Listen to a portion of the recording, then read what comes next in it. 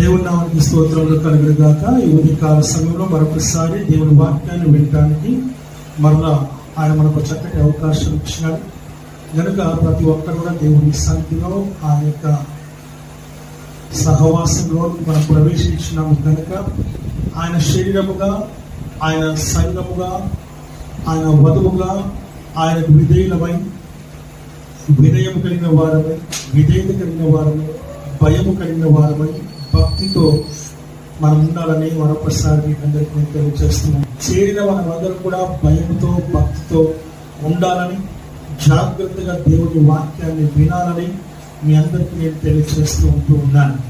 ప్రేమ దేవుని బిడ్డలు, దేవుని వాక్యంలో మనం చూస్తూ ఉన్నాం. మన యొక్క అంశం ఏంటి?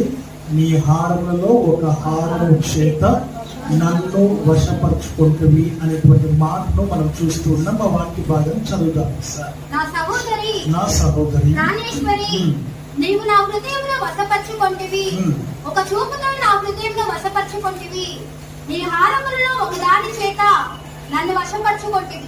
ప్రార్థన చేస్తున్నా. మొదటిగా ప్రేమించిన మా ప్రభుత్వ తండ్రి, మీ నామానికి వందనాలు, స్తోత్రాలు, స్తుతులు, కృతజ్ఞతాస్తుతులు క్షమిస్తూ ఉంటున్నాం. ప్రభువా, నీ వాక్యం ద్వారా మాతో సూటిగా, స్పష్టంగా నాతో మాతో మీరు మీ అధికారం కలిగిన స్వరముచితం మాట్లాడమని వెళ్ళిపోతున్నాం. వినగలిగే చెవులు, గ్రహించగలిగే హృదయంలో మనస్సును మాకు అనుగ్రహించి మీ నామములకు మహిమ ఘనత ప్రభావాలుగా చేసుకోమని వేడుకుంటున్నాం.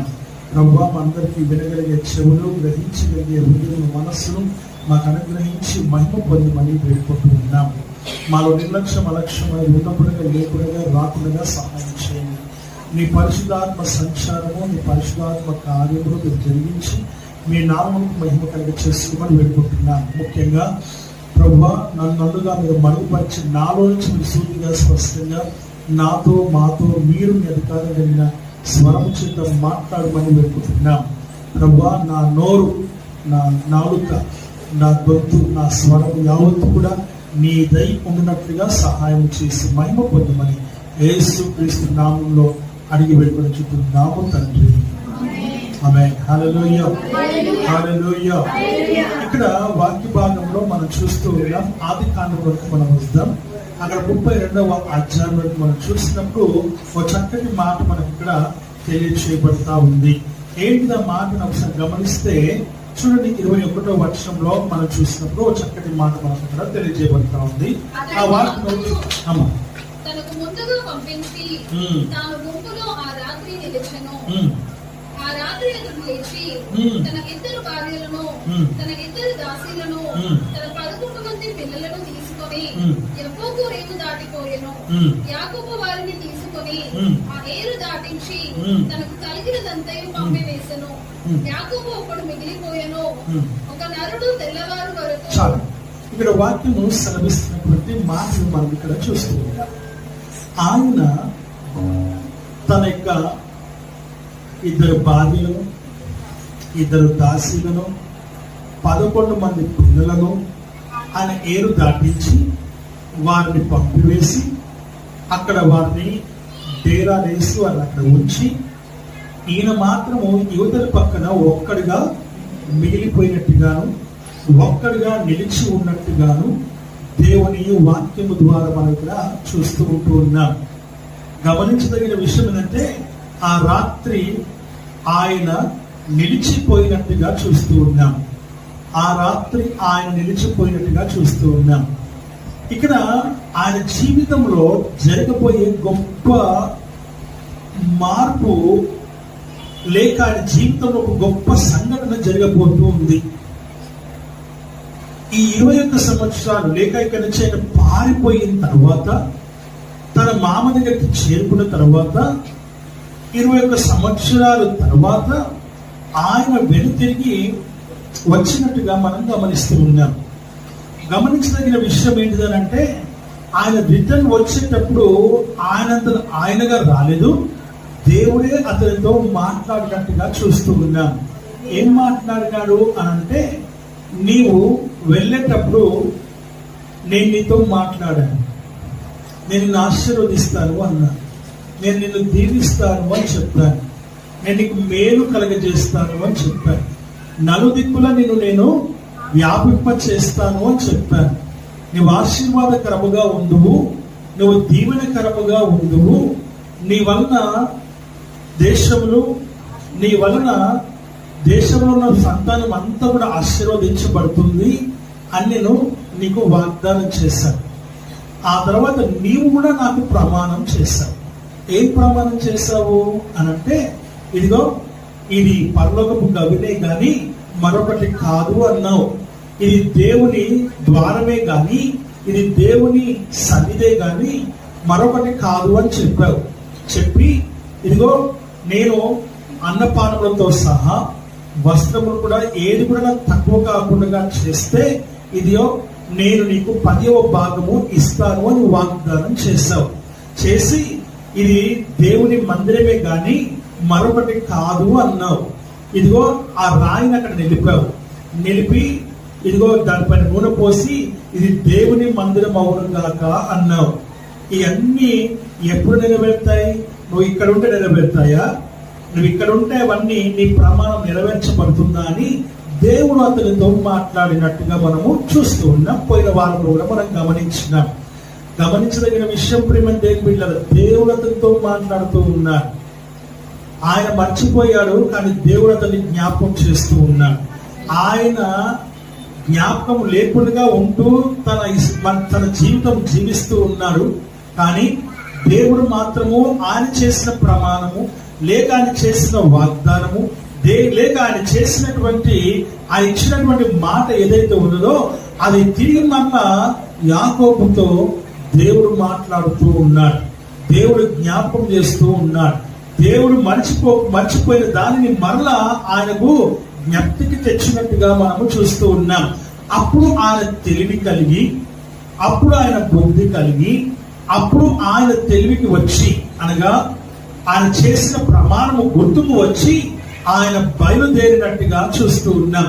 వట్టిగా బయలుదేరలేదు.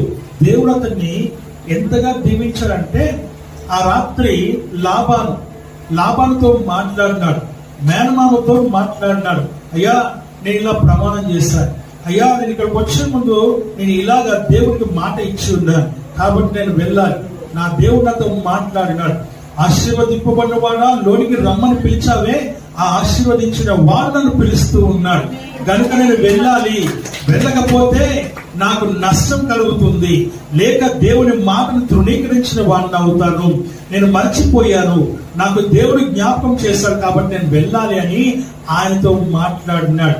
చాలా సార్లు ఆయన ఆటంకపరిచినాడు, ఆయనకి ఏమి ఇవ్వకుండా ప్రయత్నం చేశాడు. ఆ తర్వాత యాకోబు తన మామతో మాట్లాడుతూ వచ్చాడు. మాట్లాడినప్పుడు అనేక రీతులుగా మరి అతన్ని దేవుడు అక్కడ మోసం చేయడానికి ప్రయత్నం చేసినప్పటికీ కూడా ఆ మోసము, ఆ కుయుక్తి, లాభాలు ఏది కూడా పని చేయకుండా దేవుడు అతనికి సమస్తమును కలుగజేసి ధనవంతునిగా, ఐశ్వర్యవంతునిగా, లేక గొప్పగా దేవుడు అతన్ని దీవించి ఏం చేశాడు? అతని ఆస్తితో సమకూర్చి బయటికి తీసుకొని వచ్చినట్టుగా చూస్తున్నాం. అప్పటి వరకు ఆయనకు ఎంతమంది పిల్లలంట? 11 మంది పిల్లలని వాక్యం ద్వారా మనం చూస్తాం. ప్రేమ దేవుని పిల్లలు, 2 భార్యలను, 2 కుమార్తెలను ఇచ్చినాడు. ఆ కుమార్తెలకు 2 దాసీలను కూడా ఇచ్చినట్టుగా మనం చూస్తూ ఉన్నాం. ప్రేమ దేవుని బిడ్డలారా, ఇప్పుడు ఆయన బయలుదేరి వస్తూ ఉండగా ప్రేమ దేవుని బిడ్డలారా, ఆయనకి ఇంకొక విషయం కూడా బోధపడింది. ఏంటిది ఆ విషయం అని అంటే, నేను వెళ్తున్న స్వస్థలానికి, నేను వెళ్తున్నటువంటి నా స్వస్థలంలో ఎవరున్నారు? అక్కడ నా తోడబుట్టిన వాడైనటువంటి ఎవరున్నారు? ఏశావు అక్కడ ఉన్నారు. ఇప్పుడు అతన్ని నేను ఎదుర్కోవాలి, అనగా నేను అతనితో మాట్లాడాలి, లేక నేను ఆయన దగ్గరికే నేను వెళ్ళాలి, ఆయన ఉన్న స్థలంలోనికి నేను వెళ్ళాలంటే నాకు ధైర్యం చాలట్లా. అప్పుడు విషయం జ్ఞాపకం వచ్చింది. నేను బయలుదేరడం బాగానే ఉంది, కానీ ఆయన ఎదుర్కోవాలంటే కష్టం. ఎందుకనంటే ఆయనకు రావాల్సిన ఆశీర్వాదములు, ఆయనకు రావాల్సిన దీవెనలు, ఆయనకు రావాల్సినటువంటి ఆ మేలులన్నీ కూడా తన తండ్రి అయిన ఇస్సాకు ద్వారా ఏం చేశాడు? అవన్నిటినీ పొందుకున్నట్టుగా చూస్తూ ఉన్నాం. పొందుకొని ఆయన అక్కడి నుంచి పారిపోయినట్టుగా చూస్తూ ఉన్నాం. తన అన్నకు కనపడితే చంపేస్తాడనే భయముతో ఏం చేశాడు? ఆ యొక్క తల్లి ఏం చేసింది, రెబెక్క ఏం చేసింది, అతన్ని తన మేనమామ తన అన్నయ్యటువంటి లాబాను దగ్గరికి, తన సహోదరుల దగ్గరికి పంపించినట్టుగా, ఆమెనే పంపించినట్టుగా చూస్తూ ఉన్నాం. మీకు ఒక విషయాన్ని నేను జ్ఞాపకం చేయదలుచుకున్నాను. నా ప్రియమైనటువంటి దేవుని సంగమా, దైవజనమా, వాక్యం సెలవిస్తున్న మాట ఏంటంటే, ఈ రోజున నీకు 2 పిల్లలు ఉన్నారా, లేక నీకు 3 పిల్లలు ఉన్నారా, లేక నీకు 4 పిల్లలు ఉన్నారా, 4 ప్రేమించు, 3 ప్రేమించు, 2 ఉంటే 2 ప్రేమించు, అంతేగాని విడదీసి పాలించకు. అది నీకు సమంజసం కాదు. ఏం జరుగుతుందో చూద్దాం మనం. ఇక్కడ వాక్యం సెలవిస్తున్న మాట, యాకోబు భయపడడానికి గల కారణం ఏంటిదనంటే, రెబెక్క ఏం చేసింది, ఇదిగో నీ అన్నను నీ తండ్రి అయినటువంటి ఇస్సాకు ఆశీర్వదించబోతున్నాడు, ఇదిగో వేట మాంసం తీసుకొని రమ్మని చెప్పాడు, కాబట్టి ఇదిగో నువ్వేం చేస్తావు అతను వచ్చేటప్పుట, నీ అన్న ఏశావు వచ్చేటప్పుట నువ్వేం చేస్తావు, నేను వండి ఇచ్చినటువంటి మాంసం తీసుకెళ్లి నీ తండ్రికి పెట్టి ఆ ఆశీర్వాదాలన్నీ నువ్వు తీసుకోమని చెప్పి రెబెక్క ప్రోత్సాహము చేసి ఒక మేక పిల్లను వధించి ఏం చేసింది, వండి చక్కగా ఇచ్చి పంపించింది. దేవుని వాక్యం సెలవిస్తున్న మాట మనం చూస్తున్నాం. పెద్దవాడైన ఏశావును తండ్రి ప్రేమిస్తడం మొదలుపెట్టినాడు. రెండవవాడైనటువంటి ఆ కుమారుని యాకోబును తల్లి ప్రేమించడం మొదలుపెట్టింది. ఇతడు ఇంటిలో ఉన్నాడు, అతడు అడవిలో ఉన్నాడు. ఇతడు తండ్రి దగ్గర ఉన్నాడు, ఇతడు తల్లి దగ్గర ఉన్నట్టుగా చూస్తూ ఉన్నాం. Why you are separating your children? Why you are sharing your children? ఎందుకు మీరు మీ పిల్లల్ని షేర్ చేసుకుంటూ ఉన్నారు? ఎందుకు మీ పిల్లల్ని మీరు ప్రేమను దేని మీద పంచుకుంటూ ఉన్నారు? ఒకరిని ప్రేమించడం, ఇంకొకరిని ప్రేమించడం ఇది సమంజసమైనటువంటిది, సరి అయినటువంటి పద్ధతి కాదు అన్న సంగతిని మనము జ్ఞాపకం చేసుకోవాలని దేవుని వాక్యం ద్వారా మనం చూస్తున్నాం. జరిగిన విషయం ఏంటిదనంటే, జరుగుతున్న విషయాలు ఏంటివనంటే అనర్థాలు జరుగుతూ ఉన్నాయి. కనుక ఇప్పుడు ఏం జరిగింది, ఈమె తన చిన్న కుమారుని యాకోబుకు ఆ మేక పిల్లను వధించి ఆ తర్వాత కోసి చక్కగా వండి ఇచ్చి పంపించింది. పంపించిన తర్వాత అతను అంటూ ఉన్నాడు, ఇదిగో ఇంత త్వరగా వచ్చావేంటి అని అడుగుతూ ఉన్నాడు. ఎందుకంటే ఆయనకు తెలుసు లేట్ గా వస్తాడు, దొరకడం అంటే వేట దొరకడం అంటే కొంచెం కష్టం, ఈయన వెళ్ళాలి, అది దొరకాలి, దొరకాలన్నది పారిపోతూ ఉంటుంది, గమనించాలి, జాగ్రత్తగా వేటాడాలి, టైం పడుతుంది. కానీ ఇంత త్వరగా వచ్చే విధంగా అడుగుతూ ఉన్నాడు. ఇవన్నీ ఒక ఎత్తు అయితే మనము గమనించదగిన విషయం ఏంటంటే, వీరిద్దరు కూడా ఇప్పుడు చిన్నవాడిని తల్లి ప్రేమిస్తూ ఉంది, పెద్దవాడిని ద్వేషించిందా అంటే దూరం పెట్టింది, లేక దూరంగా వచ్చింది. వీరిని ప్రేమించినట్టుగా వాళ్ళని ప్రేమించడం అంతే. ఇక్కడ జరుగుతున్న విషయం ఏంటంటే, మన ఇద్దరు ఒకటే ఇంట్లో ఉంటున్నారు, పిల్లలిద్దరు ఒకటే ఇంట్లో ఉంటున్నారు, కానీ ఒకరికే ప్రేమ దక్కుతూ ఉంది, ఇంకొకరికి ప్రేమ దక్కట్లేదు. హల్లెలూయా. ఇది చాలా ఘోరమైన విషయం. నాకు తెలిసినటువంటి ఒక కుటుంబం గురించి మీకు నేను తెలియచేయాలని ఆశపడుతూ ఉన్నాను. ప్రేమ దేని బిడ్డలారా, ఒకానొక దినమున ఒక సహోదరుడు, ఒక యవనస్తుడు, ప్రేమ దేవి పెళ్ళయింది, అతనికి 2 పిల్లలు కూడా ఉన్నారు. అయితే జరిగిన ఆ పిల్లడు నాతో మాట్లాడుతూ వస్తూ ఉన్నాడు. నాతో మాట్లాడుతూ అంటున్నాడు, అనియా నా గురించి ప్రార్థన చేయి, అనియా నా గురించి కొంచెం నీ ప్రార్థనలో నన్ను జ్ఞాపకం చేసుకో. తమ్ముడు ఏమైంది అన్న అని అంటే అంటున్నాడు, అన్నా నాకు శత్రువులు ఎక్కడో ఉండరు అన్న, శత్రువులు ఎక్కడో ఉండరు, ఇంట్లోనే ఉన్నారు. దాన్ని గ్రహించడము, దాన్ని గమనించడము, దాన్ని తెలుసుకోవడము, లేక దాన్ని భరించడము, సహించడము చాలా కష్టతరంగా ఉంది.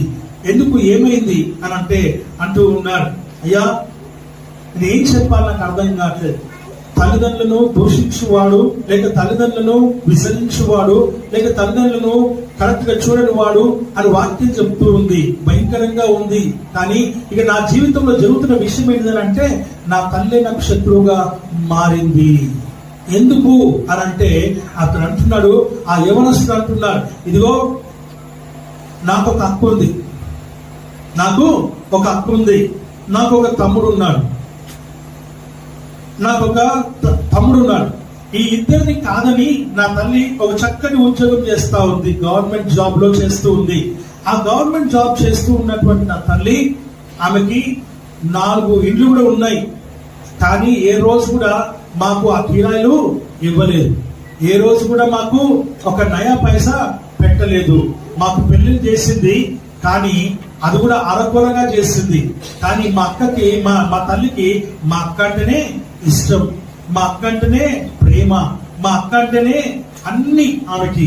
అయితే మరి ఆమె క్రైస్తవురాలు అంటే అన్న ఆమె క్రైస్తవురాలే, ఆమె వల్లనే మేమందరం మారుమనసు పొందాం, ఆమె వల్ల మేమందరం రక్షణ పొందాం, ఆమె వల్లే మేమందరం గుడికి వెళ్తూ ఉన్నాం. ఈ రోజున నీ దగ్గరికి నేను వచ్చి ఇగో ఇలా పరిచర్య చేస్తూ ఉన్నాను. ఆమేన్, హల్లెలూయా, హల్లెలూయా. మరి ఏంటి సంగతి అంటే ఆ 4 ఇళ్లలో ఏ ఒక్క ఇల్లు మా పేరు పైన రాయలేదు. ఆ 4 ఇల్లు మా అక్క పేరు పైన రాసింది. ఆ 4 ఇల్లు వచ్చే కిరాయిలన్నీ కూడా ఆమెకే ఇస్తుంది. ఆమెకు వచ్చినటువంటి జీతము అన్ని కూడా ఆమెకే ఇస్తుంది. మొన్ననే రిటైర్ అయింది. అన్న 45 లక్షలు వచ్చాయి, కానీ ఒక్క పైసా కూడా మేము ఎరగము, ఒక్క పైసా కూడా మేము ఎరగము. అన్ని మాటకే ఇచ్చింది, అన్ని మాటకే ఆమె రాసేసింది, అన్ని మాటకే ఆమె పూర్తిగా ఆమెకి దాసోహం అయిపోయింది. ఎందుకు మరి మీ అక్క ఏం చేస్తుంది? మీ అక్క మీకు మిమ్మల్ని ప్రేమించట్లేదా అంటే, మీ అక్క మిమ్మల్ని ఇష్టపడట్లేదా? మీ అక్క మీకు చెప్పాలి కదా, ఆమె క్రైస్తవురాలు కదా, దేవుడి బిడ్డ కదా అని అంటే, ఆమెను మొదటి మార్మల్సి పొంది రక్షణ పొంది దేవుడు నమ్ముకున్నది కదా అని అంటే, అన్న ఆమె ఇంకా ఎక్కువగా, ఆమె అయితే మరీ ఘోరం. ఆమె మా తల్లిని వశపరుచుకుంది, మా తల్లిని దాసోహం చేసుకుంది. ఏం జరిగిందో తెలియదు, ఏ మంత్రం జరిగిందో తెలియదు, ఏ తంత్రం జరిగిందో తెలియదు, ఇంకా ఏం జరిగిందో తెలియదు మాకు. మమ్మల్ని ఇద్దరిని వదిలేసిందన్న. ఎంతో కష్టాల్లో ఉన్నాం, ఎంతో బాధలో ఉన్నాం, శ్రమలో ఉన్నాం అన్న. తిండికి తినడానికి కూడా మా జీతం సరిపోవట్లేదు, మాకు బట్ట కొనడానికి కూడా సరిపోవట్లేదు. మా కుటుంబాలు చాలా దీన స్థితిలో ఉన్నాయి. అయ్యా మరి ఇప్పుడు నాకు చేస్తున్నటువంటి సపర్యలన్నీ కూడా ఎక్కడికి తీసుకొస్తున్నావు అంటే, అన్న నా ఫ్రెండ్ని అడిగారు నాకు డబ్బులు, మీరు వచ్చినప్పుడు మిమ్మల్ని జాగ్రత్తగా చూసుకోవడం మా బాధ్యత, అందుకని మీ దగ్గరికి నేను చూసుకుంటూ ఉన్నాను.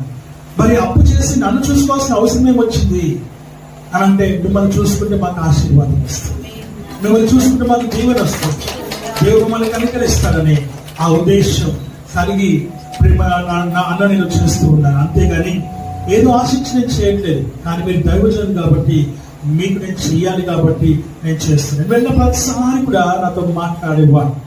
అయితే ఒకనొక దినమున ప్రేమ దేవుని బిడ్డలారా, ఆ పిల్లలు చెప్పిన మాటలు విన్న తర్వాత చాలా బాధ వేసింది. నేను ఆ తల్లితో మాట్లాడా, ఫోన్ చేశాను, మా ఏంటి సంగతిలో అని అంటే, అన్న అంత బాగున్నది, అంత బాగానే ఉన్నాము అని. మరి ఏంటి సంగతి, ఒకసారి మిమ్మల్ని కలవాలనుకుంటున్నారు, మీరన్నారండి నేనైనా వస్తానన్నా అని అంటే, అవన్నీ అంటే అన్న మీరు రావడం ఎందుకు, నేనే వస్తాను అనేది. సరే వచ్చింది. వచ్చిన తర్వాత నేను మెల్లిగా మాటల్లో పెట్టి మెల్లిగా ఏంటమ్మా రిటైర్ అయ్యేవంట సంగతి అంటే, అవునండి రిటైర్ అయిపోయాను. సరే మరి ఎలా ఉంది ఇప్పుడు లైఫ్, ఎట్లా ఉంది, కుటుంబం ఎలా ఉంది, పిల్లలు బాగున్నారా, కుమారులు బాగున్నారు అంటే, అందరు బాగున్నారన్న. మరి వచ్చినటువంటి డబ్బును మరి 3 పిల్లలకి పంచావమ్మా అని అడిగాను మెల్లిగా. ఆమె హల్లెలూయా కయ్యగా లేచింది. ఎందుకు లేచిందో తెలుసా? 3కి పంచావా అన్నది. అంటుంది వారిద్దరు మగ పిల్లలు కాబట్టి సంపాదించుకోవాలి, వాళ్ళని వాళ్ళు చూసుకోవాలి. ఆడపిల్లని చూసుకోవాలి, వాళ్ళే చూసుకోవాలి, ఏం చూడట్లేదు అసలు. ఒక్క రూపాయి కూడా ఆడపిల్లకి పెట్టింది లేదు అని చెప్పి మాట్లాడుతూ ఉన్నాను. ఆమె హల్లెలూయా. అప్పుడు నేను అడిగాను, మీ అల్లుడు ఏం చేస్తున్నారు? మీ అల్లుడు ఏం చేస్తున్నారు? హల్లెలూయా. ఒకసారి చూసి అంటే ఏంటి అని అంటే, వీళ్ళు సంపాదించి తమ భార్యలను తమ కుటుంబాలను పోషించారు, బాగుంది, మరి ఇక్కడేంటి అన్నా.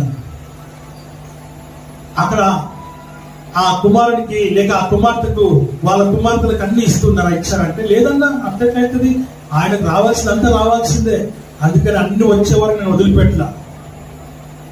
హల్లెలూయా. ఎంత స్వార్థం, ఎంత ఘోరం, ఎంత భయంకరం. అక్కడైతే కుమారునికి అన్ని రావాలంట, ఇక్కడైతే మాత్రం కుమారునికి ఏమీ రావద్దంట. హల్లెలూయా. ప్రేమ దేవుడు వేరు చేయడం కాదు పిల్లల్ని, వేరుగా చూస్తూ ఉన్నారు పిల్లల్ని. ఈ దినాన్ని మనం చూస్తూ ఉన్నాం ప్రేమ దేవుని బిడ్డల. నేను చెప్పేది ఏంటంటే, నువ్వు ఆడపిల్ల అయినా మగపిల్ల అయినా, ఇద్దరు కుమారులైనా ఇద్దరు కుమార్తెలైనా ఇద్దరిని సమానముగా చూడాలి. ఎలా చూడాలి? ఎలా చూడాలి? ముగ్గురిని, ఇద్దరిని, నలుగురిని సమానంగానే చూడాలి. అలాంటిది నా ఇద్దరు కుమారులకి ఒక్క పైస కూడా చెప్పింది. ఇది న్యాయం కాదమ్మా, ఇది చాలా అన్యాయం. ఆమేన్. హల్లెలూయా, హల్లెలూయా. తండ్రి లేడు. ఒకతే ఆయన జాబ్ ఏమికి వచ్చింది.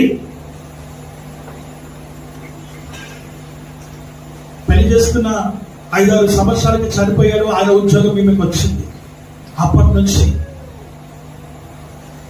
ఆమె ఆ ముగ్గురిని పోషిస్తూ ప్రేమ దేవుని బిడ్డ తర్వాత మెల్లిగా ఆమె మారిపోయింది.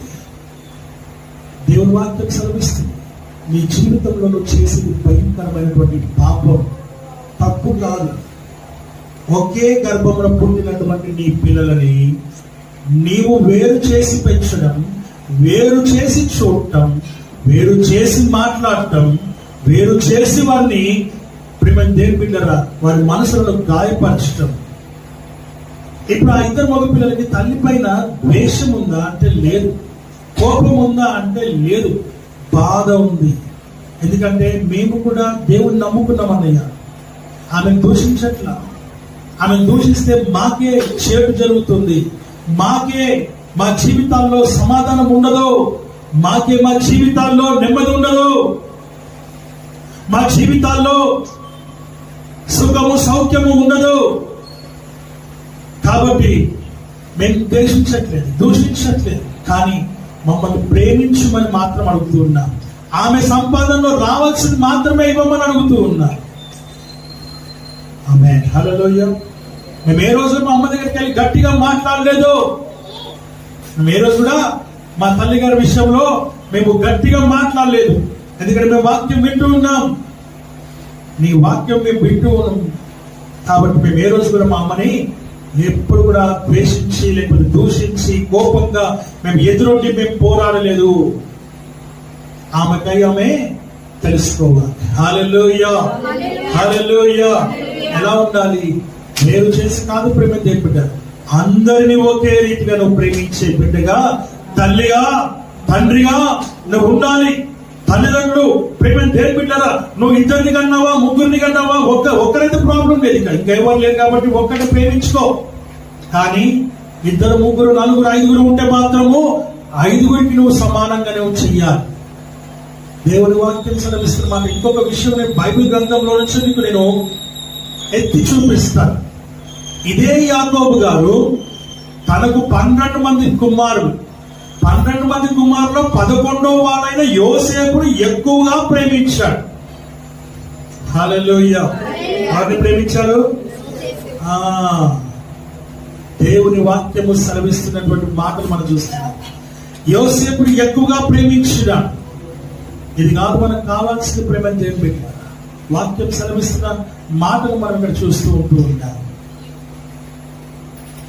ఆయన తండ్రి అయిన దేవుడు మనల్ని కూడా, మనలో ఎవరినో కొందరిని ప్రేమిస్తే, ఒట్టి ఇశ్రాయేలుని ప్రేమిస్తే మనకి ఈ రోజున ఈ రక్షణ దొరికేది కాదు, మనకి ఈ రోజున ఈ యొక్క మారు మనసు దొరికేది కాదు. మనం ఈ రోజున పరలోక రాజ్యానికి వారసులము అయ్యే వారము కాదు అన్న సంగతిని నీవు జ్ఞాపకం చేసుకోవాలని దేవుని వాక్యము ద్వారా మనం ఇక్కడ గమనిస్తూ ఉంటూ ఉన్నాం. హల్లెలూయా. నా వేదనలో వెదకితిని శ్రీ యేసుని పాదాలను నా మనసులో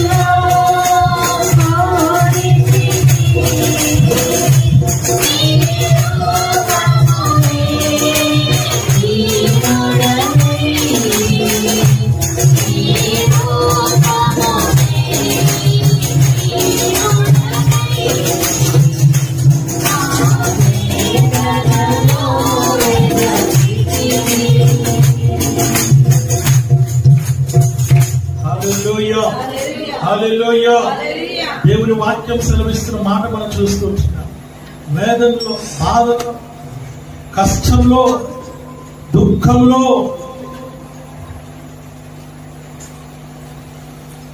నీ కడుపున పుట్టినటువంటి పిల్లల విషయంలోనే పక్షి గమనించాలి.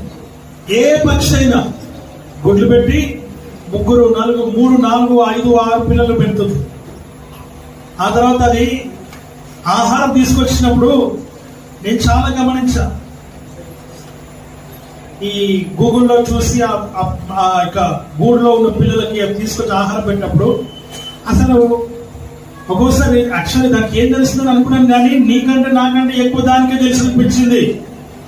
నీకంటే నాకంటే ఎక్కువ మనుషుల కన్నా ఎక్కువగా అదే జ్ఞానం కలిగింది అనిపించింది. ఉన్నదే ఇంత చిన్న పక్షి, అది చిన్నది కావచ్చు, కొంచెం పెద్దది కావచ్చు, ఇంకొంచెం పెద్దది కావచ్చు, గద్ద కూడా కావచ్చు, పిల్లలకు సమానంగా భోజనం పెడుతుంది. అది ఒకసారి ఒకటి తీసుకొచ్చి ఒక దాని నోట్లో పెట్టి, ఇంకోసారి ఇంకోటి తీసుకొచ్చి ఇంకో దాని నోట్లో పెట్టి, ఇంకోసారి ఇంకోటి తీసుకొచ్చి ఇంకో దాని నోట్లో పెడుతుంది. అవే అంత సమానంగా చూస్తే ఈ రోజు నీవెంత సమానంగా చూడాలి, ఈ రోజు నువ్వెంత సమానంగా ప్రేమించాలి, ఈ రోజు నువ్వెంత సమానముగా నీ పిల్లలను జాగ్రత్తగా పెంచాలి. ఆమేన్. హల్లెలూయా, హల్లెలూయా, హల్లెలూయా. వాక్యము సెలవిస్తున్న మాట మనం చూస్తున్నాం. నా ప్రియమైనటువంటి దేవుని సంగమా, నా ప్రియ దైవ జనాంగమా, దేవుని వాక్యం సెలవిస్తున్న మాట మనం చూస్తున్నాం. ఒకవేళ నువ్వు ఒకరికి ప్రేమను చూపించినట్లయితే, ఒక తల్లి అంటుంది నాతో, రీసెంట్ నాతో మాట్లాడిన విషయం, అయ్యో వారికి ఉద్యోగం లేదు కదా, వారికి పని లేదు కాబట్టి నేను వారికి సహాయం చేస్తా, లేకపోతే ఆ అమ్మాయికి నేను సహాయం చేస్తా, భర్త బాగా చూసుకుంటున్నా, అల్లుడు మంచిగా చూసుకుంటున్నా, నేను కాకపోతే ఇంకెవరిస్తారనేటువంటి రీతిగా మాట్లాడుతూ ఉన్నా. నీ ప్రాపర్టీ, నీ డబ్బు, నీ సంపాదన ఇవ్వు, కానీ ఇంకొకరికి ద్వేషం పుట్టే విధంగా, ఇంకొకరికి కోపం పుట్టే విధంగా, ఇంకొకరికి పగ వచ్చే విధంగా, పగ పెంచుకునే విధంగా నీవు ప్రవర్తించదు. ఎందుకంటే ఆయన సరైన ఉద్యోగం లేదని, సరైనటువంటి రాబడి లేదనేసి, సంపాదన లేదనేసి తప్పు. అదేమవుతుందని మిగతా వాళ్ళకి కోపాలు రేపుతూ ఏమవుతుంది, మిగతా వారికి కోపం వస్తుంది, మిగతా వారికి పగలు ఏర్పడుతున్నాయి. ఆ పిల్లల మధ్యలో మనం ఏం చేస్తున్నామంటే తల్లిదండ్రులుగా వాళ్ళకి పగలు, కార్పణ్యాలు, లేక వారిలో ఒకరి ఒకరికి కోపాలు పెంచుతూ ఉన్నాం. వాటిని విడిచిపెట్టి, అది సరైన పద్ధతి కాదు. ప్రేమ యాకోబు కూడా అదే పని చేశాడు. యోసేపుని ఎక్కువగా ప్రేమించాడు, యోసేపుని ఎక్కువగా ఇష్టపడ్డాడు. ఏం జరిగింది? విచిత్రపు అంగిని కుట్టించాడు, కోటును కుట్టించాడు, సూటును కుట్టించాడు. అన్నదమ్ములందరికీ కోపాలు వచ్చేసాయి, పగ పెంచుకున్నారు. ఆఖరికి ఆ వేసుకున్న సూట్ ని లాగేసి కొట్టి చంపడం ఒకటే తక్కువ అయింది, కానీ అందులో పెద్దవాడు రూబేను ఈ పాపం మనకొద్దు అని నీరు లేని బావిలో పారేశాడు. చంపడానికి తర్వాత చంపడం ఎందుకు, వీడు చంపేస్తున్నారనే ఉద్దేశంతో రూబేను గ్రహించి ఏం చేశాడు, మెల్లిగా ఆ చిన్నవాడిని ఒక వ్యాపారస్తుడికి అమ్మేశాడు. వాడు తీసుకెళ్లి ఐగుప్తులో పోతిఫర్కి అమ్మేశాడు. ఎంత భయంకరమో చూడండి. అందుకని సన్నిధిలో ఉన్నటువంటి వాక్యములో ఉన్నటువంటి విషయాన్ని మీకు విశదీకరిస్తూ ఉన్నాను. ఇకనైనా ఒకవేళ మీలో అలాంటి వ్యత్యాసం ఏమైనా ఉన్నట్లయితే, మీ పిల్లల విషయంలో మీకు వ్యత్యాసం ఉన్నట్లయితే మీ వ్యత్యాసాన్ని మానుకోండి. ప్రపంచమా, దేశమా, రాష్ట్రాల్లో, దేశాల్లో, ప్రపంచంలో ఉన్న ప్రతి తల్లిదండ్రికి ఇదొక హెచ్చరిక. దేవుని వాక్యం మనతో మాట్లాడుతున్న విషయాన్ని ఇప్పటి వరకు నువ్వు చేసినటువంటి తప్పుడు సరిదిద్దుకొని ఇక మీద నువ్వు అందరిని ఒకేలాగా ప్రేమించి, అందరూ ఒకేలాగా నీ ప్రేమను పంచి, నువ్వు చనిపోయే సమయానికి, నువ్వు చనిపోయినాక అందరూ కలిసి నిన్ను సమాధి చేసే విధంగా నిన్ను నువ్వు జాగ్రత్తగా చూసుకో. అందులో ఒక్కరు మిస్ అయినా, ఇద్దరు మిస్ అయినా, ప్రేమ దేని మీద ఈ సమాధి కార్యక్రమాలు కరెక్ట్ గా జరగవు. నీ గురించి మంచి సాక్ష్యము చెప్పరు. నువ్వు ఈ లోకంలో ఉన్నప్పుడు మంచి సాక్ష్యము సంపాదించాలి. ఎక్కడంటే నీ గర్భంలో పుట్టిన నీ బిడ్డల దగ్గరనే నీకు మంచి సాక్ష్యము లేకపోతే, ప్రపంచంలో, లోకంలో, నీ బంధువుల దగ్గర, నీ సంఘంలో, నీ అతిథుల మధ్యలో, నీ బంధువుల మధ్యలో, నీ స్నేహితుల మధ్యలో, నీ ఉంటున్నటువంటి దగ్గర నీ పిల్లలే నీ గురించి వ్యతిరేకంగా మాట్లాడతారు. నీ పిల్లలే నీ గురించి అయిష్టంగా మాట్లాడతారు, దూషిస్తారు, కోపగించుకుంటారు.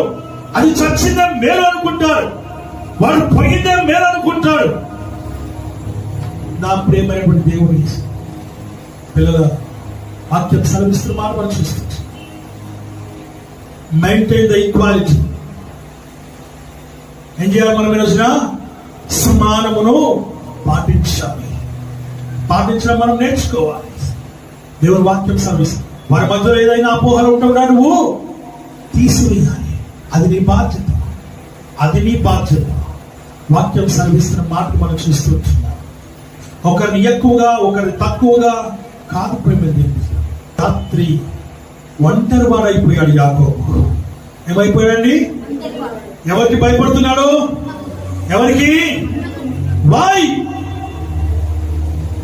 ఎందుకు భయపడుతున్నాడు? ఆయన తన అన్న యొక్క ఆశీర్వాదములు దొంగిలించి మోసపూరితముగా తీసుకొని వెళ్ళినాడని పగబెట్టుకున్నాడేమో అనే భయముతో ఈయన వణికిపోతూ ఉన్నాడు. హల్లెలూయా, హల్లెలూయా. సొంత అన్న దగ్గరికి వెళ్ళడానికి తమ్ముడికి భయం వేస్తుంది. స్వస్థలానికి వెళ్తున్న సంతోషము కన్నా భయమే వెంటాడుతుంది.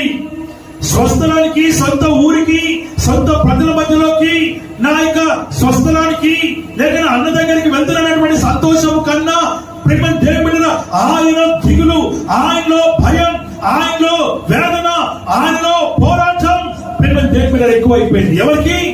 యాకోబుకి. దేవుని వాక్యం సెలవిస్తున్న మాట.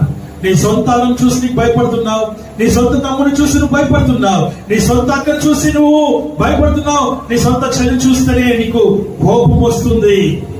ఆయన చూస్తేనే నీ సొంత, నీ తొడబుట్టినటువంటి వారిని చూస్తేనే నీకు ఎక్కలేని కోపం వస్తుంది. కారణం ఏంటి అని అంటే, నువ్వేదో మోసం చేశావు, నువ్వేదో తప్పు చేశావు, నువ్వేదో చేయకూడని పని చేశావు, వారికి రావాల్సింది ఏదో నువ్వు దొంగిలించావు, మాయ మాటలు చెప్పావు.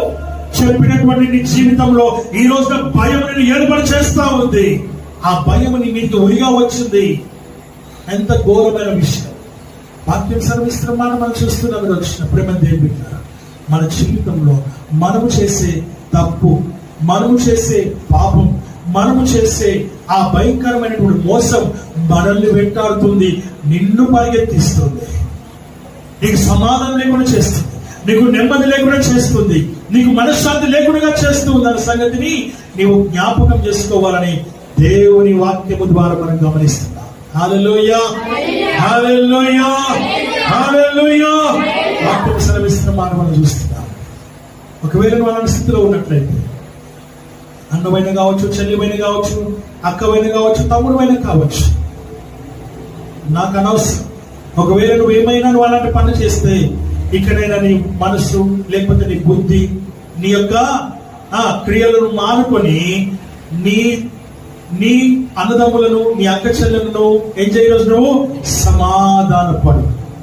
ఏం చేయాలా? సమాధానం. దానికి ముందు నువ్వు ఏం చేయాలా? దేవునితో సమాధానపడు. ఎవరితో? దేవుడితో నువ్వు సమాధాన పడాలి. దేవుడితో సమాధానం కావాలి రక్షణ. అందుకని వాక్యం సెలవిస్తున్న మాట వచ్చేసి ఆ సమాధానం నీ జీవితంలో నిన్ను పైకి పైకి పైకి ఇంకా ఉన్నతమైన స్థితికి తీసుకొని వెళ్తుంది. ఇంతగా నన్ను ప్రేమించినది నీ రూపము నాలో రూపించుగా. ఇంతగా నన్ను ప్రేమించినది నీ రూపము నాలో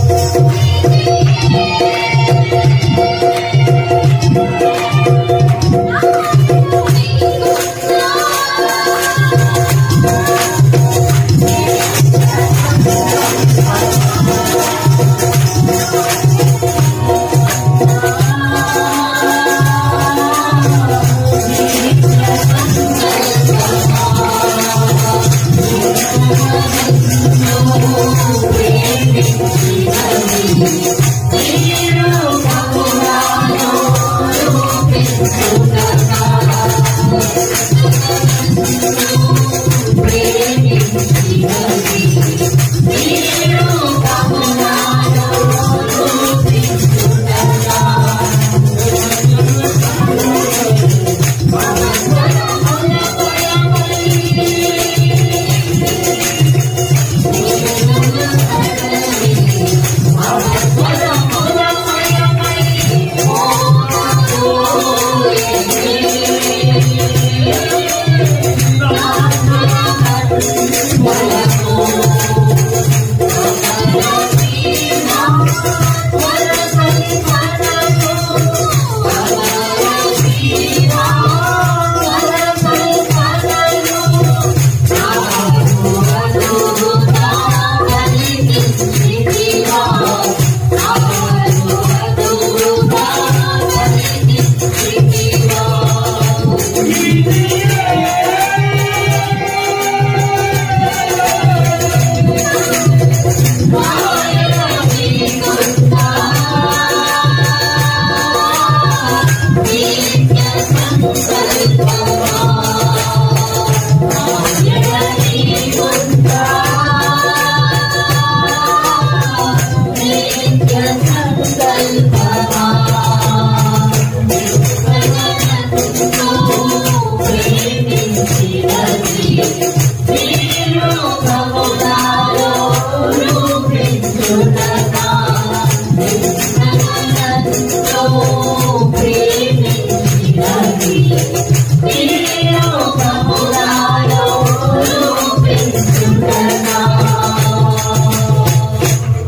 దేవుని జనాంగమా, దేవుడి వాక్యం సెలవిస్తుంది. ఎంతగా దేవుడు మనల్ని ప్రేమించాడు, మనము దేవుని ఎంత ప్రేమించాడు.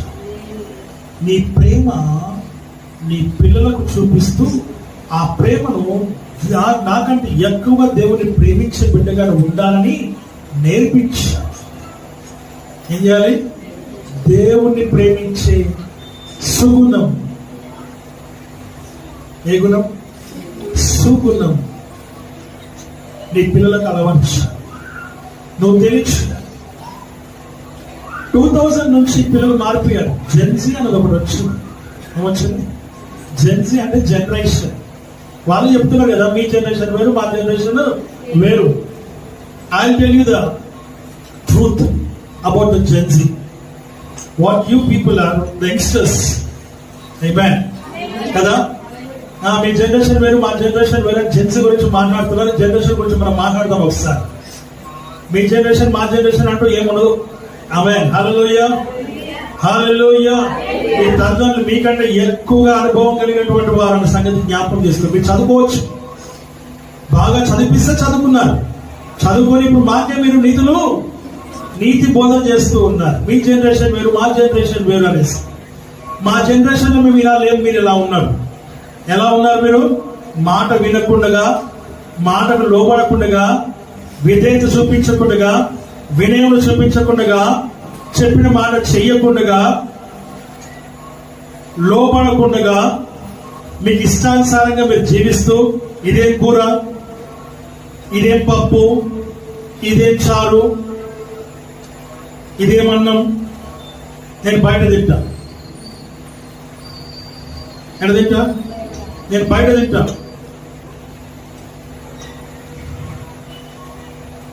ఇందాక యవనస్తుడు అన్నాడు కదా, ఏమన్నాడు? అయ్యా, నా తల్లిదండ్రులను దూషించు వాడిని కాలు చీకట్లో వాడి దీపం ఆరిపోతుందనే వాక్య భాగం ఉంది కదా, కాకులు వచ్చి పొడుస్తాయి కదా, భయముతో మా అమ్మతో మేము మాట్లాడలేకపోతున్నాము. అది కావాలి. హల్లెలూయా. ఆమెతో మాట్లాడ కంప్లీట్ చేయలేదు కదా, ఆమెతో మాట్లాడమ్మా, నువ్వు చేసింది చాలా తప్పని వాక్యం నుంచి చాలా విషయాలు చూపించి, నువ్వు చేస్తుంది తప్పు, నువ్వు చేసింది తప్పు, అందుకని నీ నోటి గుండా నేను వినాలి. ఫస్ట్ అనేది నా కొడుకు నీకు బాగా నేర్పించాడింది. హల్లెలూయా. ఏమన్నది? నా కొడుకు నీకు బాగా, మీకు పోయి నీకు కాడికి వచ్చింది, నీ గురించి మళ్ళా మీకు కాడికి తీసుకొచ్చా. ఆమేన్. హల్లెలూయా. మీరు కాడికి తీసుకొచ్చా. ప్రేమ దేని బిడ్డలు, వాక్యంలోంచి వాక్య భాగాన్ని తీసి చూపించినప్పుడు ఆమె తెలిసిన సత్యం ఏంటో తెలుసా? అయ్యా, నేను తప్పు చేశాను, పాపము చేశాను, నా గురించి ప్రార్థన చెయ్యండి అయ్యో అంటూ మొరపెట్టింది. అప్పుడు నా ముందరే పిలిచి, పిల్లలిద్దరు మగపిల్లలు పిలిచి, అయ్యా నేను చాలా తప్పు చేశాను ఆయన, నన్ను క్షమించండి అని. వాళ్ళిద్దరు అంటారు, ఏడుస్తూ ఉన్నారు, అమ్మా నువ్వు నన్ను మమ్మల్ని క్షమించమని అడిగి మమ్మల్ని తక్కువ చేయకూడదు, మాకు వచ్చే ఆశీర్వాదాలు ఆగిపోతాయి. ఎంత భయమో చూడండి, ఎంత భక్తో చూడండి పిల్లలకిద్దరికి. ఆమేన్. హల్లెలూయా. తల్లి విషయంలో వారికి ఉన్నటువంటి భయము, భక్తి, ఆ భయము భక్తి ఉన్నట్లయితే నీ జీవితం ఆశీర్వాదకరంగా, నువ్వు ఏదైతే పోగొట్టుకున్నావో, ఏదైతే నీకు దూరమైందని నువ్వు అనుకుంటున్నావో, దానిని మళ్ళా తీసుకొని వచ్చి నీ చేతిలో పెట్టే నీ దేవుడు నీకు గొప్ప వాడు ఉండడం సంగతులు జ్ఞాపకం చేసుకో. ఏ తల్లి నీకు కాదన్నదో, ఏ తల్లి నీకు కాపుడిగా చేసిందో, ఏ తల్లి నీకు యువకుడిగా మారివేసిందో, ఆ తల్లి తిరిగి మరలా ఏం చేస్తానంటే ఆ తర్వాత ఇద్దరు పిల్లలకు మరలా ఇచ్చి వారిద్దరిని సంతృప్తి పరిచి, వారిద్దరిని బాగు చేసి, వారిద్దరిని ప్రేమించి వారి దగ్గరే ఉండడం మొదలు పెట్టింది. హల్లెలూయా. ఇది మార్పు. నువ్వు నీతిమంతుడిగా ఉండు, నువ్వు నీతిగా బ్రతుకు, నువ్వు యథార్థంగా ఉండు. దేవుని సన్నిధిలో నీ దేవుడిని పక్షాన ఉండి ఆయనే పోరాడతాడు. రోమీయులకు రాసినటువంటి పత్రిక 8వ అధ్యాయము 31వ వచనం ఒకసారి జ్ఞాపకం చేసుకుందాం. ఇట్లుండగా ఏమందుము, దేవుడు మన పక్షమున ఉండగా మనకు విరోధి ఎవడు? హల్లెలూయా. నా ఎదుట నీవు తెరచిన తలుపులు వేయలేరుగా, ఎవ్వరు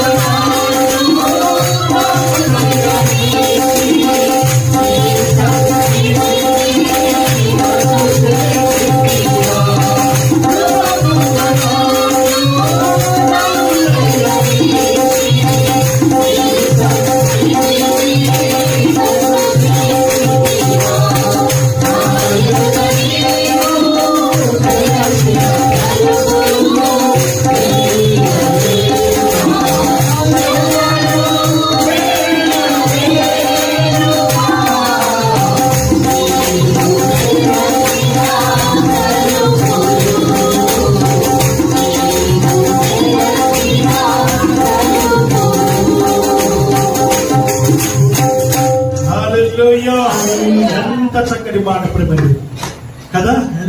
ఏమంటున్నారు ఇక్కడ? ఆయన కరుణాపీఠాన్ని కృపాసనముగా నన్ను చేర్చితివా. ఆయన సన్నిధి చేర్చువాడు ఆయన. కరుణామయుడైన, దయామయుడైన, ప్రేమమయుడైన నీ పట్ల తన కృప ఎల్లప్పుడూ ఉంటుందన్న సంగతిని జ్ఞాపకం చేస్తాను. కానీ నువ్వు ఎలా ఉండాలి?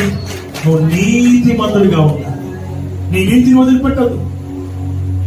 ఆ తల్లిగారు కూడా ఆమె అంగీకరించడం గొప్ప విషయం. తన తప్పును తెలుసుకోవడం గొప్ప విషయం. ఆ తప్పు తెలుసుకున్న వెంటనే ఆమెకు ఎక్కడ లేని సమాధానం వచ్చేసింది, ఎక్కడ లేని నెమ్మది వచ్చేసింది, ఎక్కడ లేని మనశ్శాంతి వచ్చింది.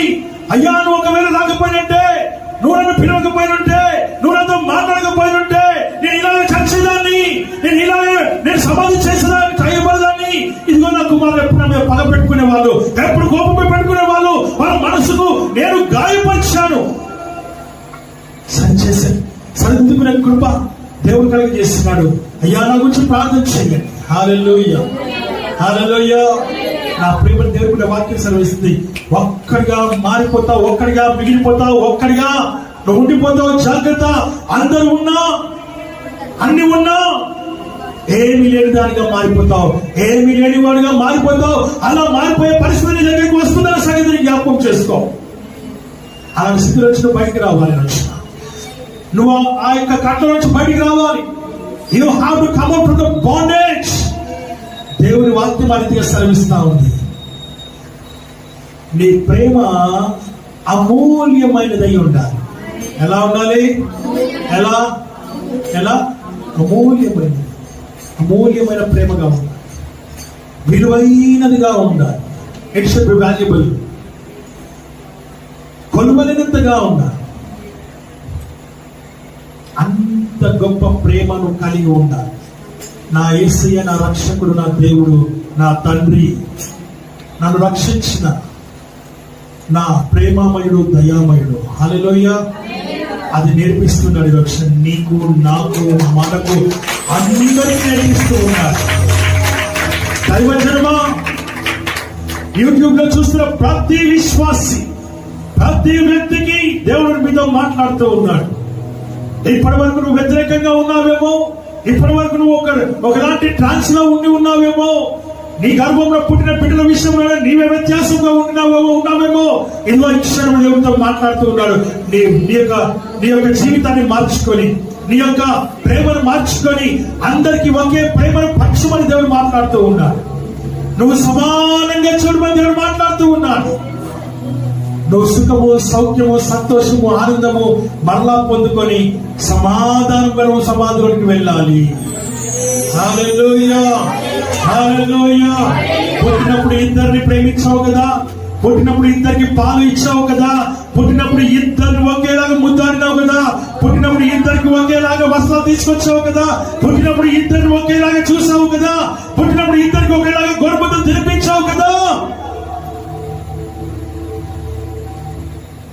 Your love should not be differentiated. నీ ప్రేమ మార్చబడకూడదు, మారకూడదు. ఆమేన్, ఆమేన్. దేవుని వాక్యం సెలవిస్తాడు. యవనస్తులు మీరు కూడా మీ తల్లిదండ్రుల పట్ల జాగ్రత్త కలిగి ఉండాలి. వాళ్ళు ఎలానైనా ఉండని, వాళ్ళకి చదువు రాకపోవచ్చు. ఒకవేళ నీకున్నంత జ్ఞానం చదవలేదు కాబట్టి నీకున్నంత జ్ఞానం వారికి లేకపోవచ్చు. అలాగని చెప్పి వాళ్ళు చురుకునగా చూడొద్దు. అలాగని చెప్పి వారిని ఇష్టానుసారంగా మాట్లాడకూడదు. అలాగని చెప్పి వారిని ఇష్టానుసారంగా నువ్వు దూషించద్దు. ఒకవేళ నువ్వు దూషిస్తే కారు చీకటి దీపం మారిపోతుందని సంగతిని జ్ఞాపకం చేసుకో. వాక్యం సెలవిస్తున్న మాట మనం చూస్తున్నాం. నా ప్రియమైనటువంటి బిడ్డ, ప్రతి యవనస్తులకు దేవుడు హెచ్చరిక చేస్తున్న విషయం ఏంటంటే, నీ తల్లిని నీ తండ్రిని నువ్వు చిన్నగా ఉన్నప్పుడు ఎంతగా ప్రేమించినారో, ఎంతగా ముద్దు చేసినారో, ఎంత అల్లారు ముద్దుగా పెంచినారో, ఎంత చక్కగా ఆడపిల్లైతే ఎంత చక్కగా నీకు పౌడర్ వేసి, ఎంత చక్కగా నీకు బొట్లు పెట్టి, ఏ బొట్లు, దిష్టి చుక్క బొట్లు పెట్టి నీకు దిష్టి తగలదని, ఇంటికి రాగానే దిష్టి తీసే వాళ్ళు ఉంటారు తల్లులు కొంతమంది. నా బిడ్డకు దిష్టి తగిలిందేమో అనే భయం, ఎక్కడ మోషన్స్ అయితే అయినా భయం, ఎక్కడ వాంతులు అవుతాయో భయం, ఎక్కడ కడుపు నొప్పితో ఏడుస్తారనే భయం. దేవునితో మాట్లాడుతున్నాను, నీతోనే మాట్లాడుతున్నాను. He is saying that I am talking to you. నీతోనే నేను మాట్లాడుతున్నాను. ప్రియ దైవజనమా, నా ప్రియ కుమారుడు, నా ప్రియ కుమార్తె, నేను నీతోనే మాట్లాడుతూ ఉన్నాను. నీతోనే మాట్లాడుతూ ఉన్నాను. ఏ స్థితిలో నుంచి ఏ స్థితిలోకి నేను దేవుడు తీసుకొని వచ్చాడో, నేను ఎలాగైతే ప్రేమించాడో, ప్రతి యవనస్తురాలా నీ తల్లిని తండ్రిని ఎంతగా ప్రేమించినారో, ఎంత గారాబంగా చూసినారో, ఈ రోజు నేను మాట్లాడి మీతో నేను మాట్లాడుతూ ఉన్నాను. ప్రతి యవనస్తులతో మాట్లాడుతూ ఉన్నాను. ఎలా చూస్తున్నావు నీ తల్లిని నీ తండ్రిని? వారి వృద్ధాపంలో నువ్వు ఎలా చూస్తున్నావు? వారి కష్టంలో ఉండి నేను ఎలా చూసుకున్నారు? వారి బాధలో ఉన్నప్పుడు నేను ఎలా చూసుకున్నారు? నువ్వు ఎలా చూస్తున్నావు? ఈరోజు జెన్జీ కాదు, జనరేషన్ కాదు, ఏ జనరేషన్ అయినా మారుతూనే ఉంటుంది. నీవు ఈ జనరేషన్ లో ఉన్నావు, నువ్వు ఈ చదువుకున్నావు, నీ తిప్పుడు నీ కడుపున పుట్టే పిల్లలు నీకన్నా గొప్పగా చదువుతారు, వారికి ఇంకా తెలివి ఉంటుంది. వారు మాట్లాడినప్పుడు ఇప్పుడు నువ్వు మాట్లాడే మాటలే అప్పుడు నీకు జ్ఞాపకం వస్తే సంగతి జ్ఞాపకం చేసుకో. వారు కూడా మాట్లాడతారు. ఎందుకో తెలుసా? నువ్వు ఇప్పుడు మాట్లాడుతున్నావు కనుక. ఏం మాట్లాడుతున్నావు? నీ తల్లిని నీ తండ్రిని నువ్వు దూషిస్తూ చులకనగా వెటకారంగా నువ్వు మాట్లాడుతున్నావు కదా. నీకేమి తెలియదని మాట్లాడుతున్నావు కదా. రేపు నీ పిల్లలు మాట్లాడతారు. నువ్వు ఏ కొలత కొలుస్తున్నావో, ఏ విత్తనం విత్తుతూ ఉన్నావో అదే విత్తనం మొలకెత్తుతున్న సంగతిని జ్ఞాపకం చేసుకో. అది చెట్టుగా మారుతున్న జ్ఞాపకం చేసుకో. ఏ కొలతను కొలుస్తున్నావో దానికి రెట్టింపు కొలతను కొలబడుతున్న సంగతిని జ్ఞాపకం చేసుకో. నీ తండ్రి నీ విషయం తప్పు చేస్తే, నీ తల్లి నీ విషయం తప్పు చేస్తే, నువ్వు అదే పని చేస్తే నీకు నీ తల్లికి నీ తండ్రికి ఉన్నటువంటి తేడా ఏంటి? నా తండ్రి నన్ను అలా చేశారు కాబట్టి నేను ఇలానే చేస్తే నేను కూడా చేస్తానంటే అప్పుడు నీకు పుట్టబోయేవాడు నీకు కూడా అలాగే చేస్తారన్న సంగతిని జ్ఞాపకం చేసుకో. ఆమేన్, ఆమేన్. ఒక్కడిగా మిగిలిపోవడానికి కారణం ఏంటంటే నీలోని తప్పే, నీలో ఉన్నటువంటి వ్యత్యాసమే, నీలో ఉన్నటువంటి వ్యతిరేకమే, నీలో ఉన్న మోసమే, నీలో ఉన్న అబద్ధమే. నువ్వు ఆ విషయాన్ని గమనించాలని దేవుని వాక్యం ద్వారా మనం చూస్తూ ఉంటూ ఉన్నాం. How is your behaviour towards your parents? నీ ప్రవర్తన నీ తల్లిదండ్రుల పట్ల ఎలా ఉంది? వచ్చి నువ్వేం మాట్లాడుతున్నావు, ఎలా మాట్లాడుతున్నావు, ఎలాంటి జీవితంలో జీవిస్తూ ఉన్నావు? పిల్లలు చనిపోవడానికి తల్లిదండ్రులు కారణమైతే పిల్లలు ప్రేమ బిడ్డరా, పిల్లల ద్వారా తల్లిదండ్రులుగా పాడైపోవడానికి కారణం ఉంది. తల్లిదండ్రులు చేసే పాపం పిల్లల ఒడిలో పడుతుంది, పిల్లలు చేసే పాపాలు తల్లిదండ్రుల ఒడిలో పడతాయి. వాక్యం సెలవిస్తావు, వాక్యం మాట్లాడతావు.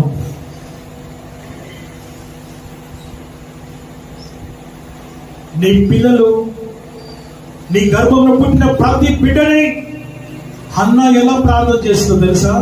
అయ్యా నువ్వు నాకు కుమారుని ఇస్తే ఇదిగో అతను నీ సన్నిధిలో పెంచుతా, ఇదిగో నీ వాక్యంలో పెంచుతా, ఇదిగో నీ ప్రార్థనలో పెంచుతా, నీ యొక్క మందిరం వరకు వదిలిపెట్టేస్తా, నీ కొరకై వాడు జీవిస్తాడు, నీ మందిరంలోనే ఉంటాడు అని గోజాడి అడిగింది.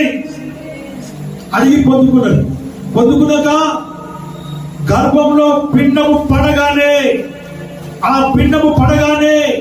ఆ గర్భము పైన చెయ్యి పెట్టి ప్రతిరోజు ప్రార్థన చేసేది హన్న.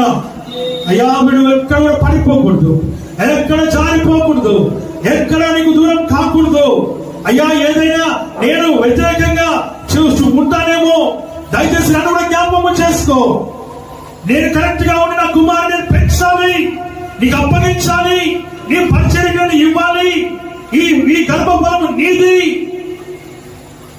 కుమారుడా, సమయంలో నా గర్భంలో ఎదుగుతున్నవాడా, నీవు నా కుమారుడు కాదు, దేవుడు ఇచ్చినటువంటి వరం. You are the gift of God. నువ్వు దేవుని వరమై ఉన్నావు, దేవుని యొక్క ఆశీర్వాదమై ఉన్నావు. కాబట్టి నువ్వు దేవుల్లో పెరగాలి, వాక్యంలో పెరగాలి, దేవుని సన్నిధిలో పెరగాలి. వింటున్నావా నా కుమారుడు, వింటున్నావా నువ్వు అని మొదటి రోజు నుంచి మొదలుపెట్టింది ప్రార్థించ. ఏ రోజు నుంచి? మొదటి రోజు నుంచి ప్రార్థించడం మొదలుపెట్టింది. ఈ రోజు నీ పిల్లలు నీ మాట వినాలి, నీ మాటకు లోబడాలి. యవనస్తులు పిల్లలు మీరు మీ తల్లిదండ్రుల మాట వినాలి, వారికి లోబడాలి. వారు మిమ్మల్ని ఎంతో కష్టపడి నవమాసాలు మోసి, తల్లి నవమాసాలు మోసి ప్రసవ వేదన పడి నువ్వు బయటికి రాకపోతే, నీ చుట్టూ మెడ చుట్టూ ఆ పేగు చుట్టుకొని పోతే, ఎక్కడ చదివి నువ్వు చనిపోయినా, నేను చనిపోయినా పర్వాలేదు కానీ నా కుమారుడు చనిపోవద్దని తన ప్రాణమైన ఇస్తుందా తల్లి? అంతగా ప్రేమిస్తుంది. అంతలాగా తన కుమారుడిని బ్రతికించడానికి తన ప్రాణం వదిలేసేది తల్లి ప్రేమ. అలాంటి తల్లి నిరోక్షణ, అలాంటి తల్లి ప్రేమకి నువ్వేం వెలగట్టగలవు? విరోక్షణ. తల్లిదండ్రులు పిల్లల విషయంలో నిజంగా తమ జీవితాన్ని కాదు, తమ రక్త మాంసాలన్నింటినీ కరిగించుకొని, కండలు కరిగించుకొని, వారికి కూడా విడివిడి జ్ఞానము చేత చదువుకోకపోతే ఇళ్లలో పనిచేసి, పెయింట్లు వేసి, మేస్తులుగా పనిచేసి, పారగాళ్ళగా పనిచేసి, రిక్షా లాగి తమ రక్తాన్ని చిందించి, చెమటను చిందించి, వేలకు వేలు ఫీజులు కట్టి మిమ్మల్ని పెంచి, వాళ్ళు తినకపోయినా మేము తిన్నామని చెప్తారు. ఒక సహోదరి మాట్లాడింది, ఒక యవనస్తులని మాట్లాడింది. మేము ఒకప్పుడు చిన్నప్పుడు వీటేటికి మేము లోచుకోలేకపోయాం. ఇలాంటి తిండి మేము ఎప్పుడు తినలేదు, ఇలాంటి బట్ట మేము ఎప్పుడు కట్టుకోలేదు.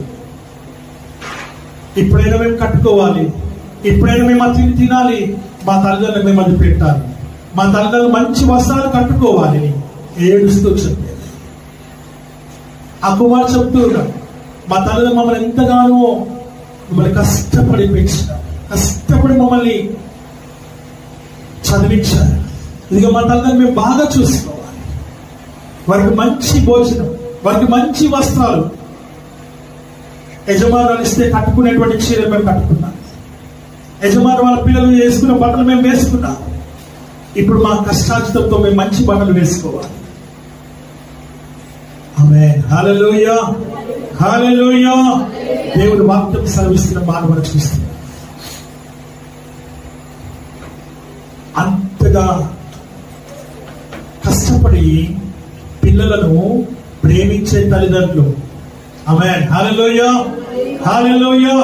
చర్చ్ ఆఫ్ లివింగ్ గాడ్ లో ఉన్నటువంటి యవనస్తులు మంచి బుద్ధులు కలిగి ఉండాలి, మంచి ఆలోచనలు కలిగి ఉండాలి, మంచి విధేయత కలిగి ఉండాలి, భయభక్తులు కలిగినటువంటి పిల్లలాగా ఉండాలి. భక్తులు పాట రాస్తూ ఉన్నారు, తీగలంట ఎటు పడితే వెళ్ళిపోతూ ఉన్నాయంట, వ్యాపిస్తూ ఉన్నాయంట, ఇష్టానుసారంగా వెళ్ళిపోతూ ఉన్నాయి. ఈ పాట పాడిన వ్యక్తి మనస్తుడు. ఎంత మనసుడు తెలుసా? Just is only 17 years boy. He was researching the Bible.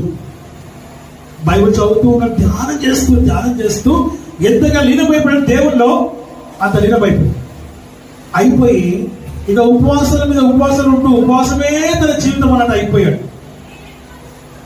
ఆమేన్, హల్లెలూయా, హల్లెలూయా. అప్పుడు రాసిన పాట ఈ పాట ఎంత చక్కగా, అసలు పాట పాడుతుంటే మనకు కన్నీరాలు, హృదయం బద్దలైపోతుంది.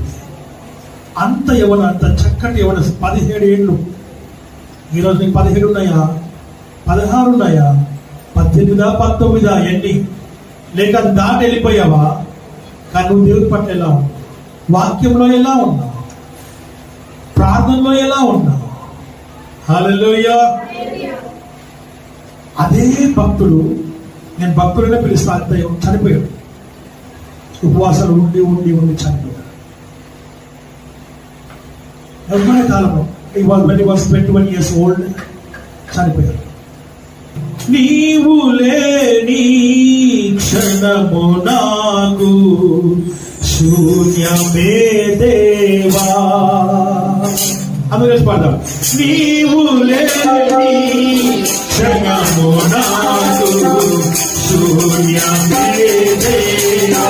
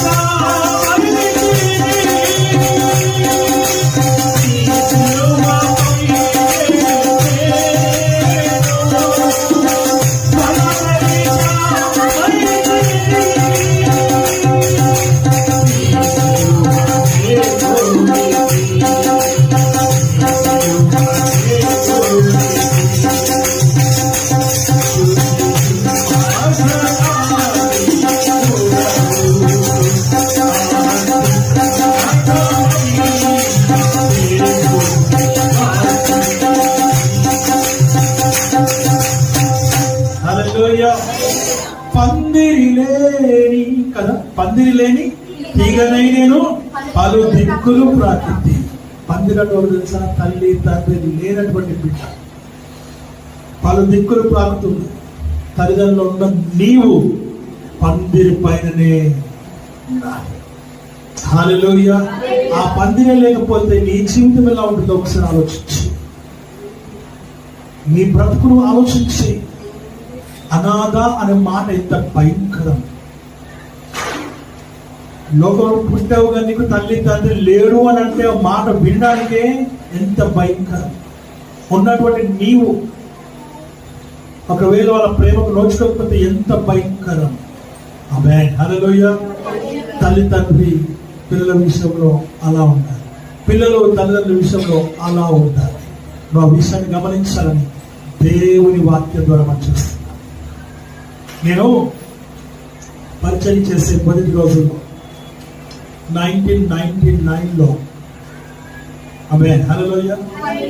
నేను ఒక అస్మత్పేటలో ఒక ఇంటికి వెళ్ళా. నాతో పాటు కూడా మనుషులు ఉన్నారు. ఆమేన్. హల్లెలూయా. ఎందుకు మాట చెప్తున్నా అంటే సాక్ష్యం వాళ్ళే. ఒక ఇంటికి వెళ్ళా. అయితే ఆ తల్లి, వందనాయ్ గారు రండి అని పిలిచి లోపల తీసుకెళ్ళింది. అన్నా ప్రైజ్ లార్డ్, రండి కూర్చొని అని ఒక చిన్న దీక్ష వేసి, చాలా పేద నేను అన్నాను, అమ్మ కింద కూర్చుంటాను, పర్వాలేదన్నా. లేదన్నా లేదమ్మా కింద కూర్చుంటాను. కనీసం చాప కూడా లేదు, చాప. ఆమేన్, హల్లెలూయా. కూర్చున్నా కింద. పిల్లడితో అంటుంది, అన్నా అన్నొచ్చిండు, ప్రజలు చెప్పు బాబు, కన్నా అన్నకు వందనాలు చెప్పు అంటుంది తల్లి. అంటూనే ఉంది. పిల్లడు ప్రేమ దేని బిడ్డ నీళ్ళు తీసుకొచ్చి, అన్న నీళ్ళు తీసుకొస్తాను, నీళ్ళు తీసుకొని వచ్చి 2 రూమ్లు. వాళ్ళు లోపల ఉన్నాడు. అన్న నేను తీసుకొస్తాను అని లోపలికి వెళ్ళి నీళ్ళు తీసుకొని వచ్చింది. చిన్న రూమ్లు, చాలా చిన్న రూమ్లు. కింద బడలు అన్ని పగిలిపోయి చీమలు లేకపోతే ఎలుకలు అలాంటి పరిస్థితిలో ఉంది ఇల్లు. మట్టి గోడలు, పెంకులు. మిగతా అందరూ బయట ఉన్నారు. నాతో ఇంకా ఒకరు ఉన్నారు అనుకుంటా, 2 ఉన్నారు. నీళ్ళు తీసుకొస్తుంది, నీళ్ళు తీసుకొచ్చి ఇచ్చింది.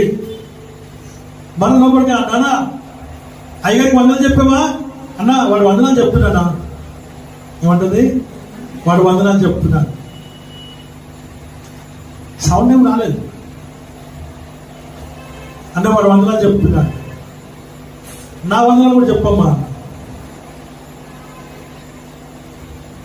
అయ్యగారితో మాట్లాడతావా నాన్న? మాట్లాడు ఒకసారి. ప్రార్థన చేయించుకుంటావా అన్నవాడు ప్రార్థన చేయించుకున్నాడంట.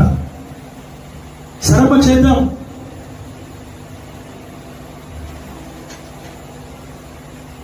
ఎప్పుడు గుడికి ఒకటే వచ్చేది.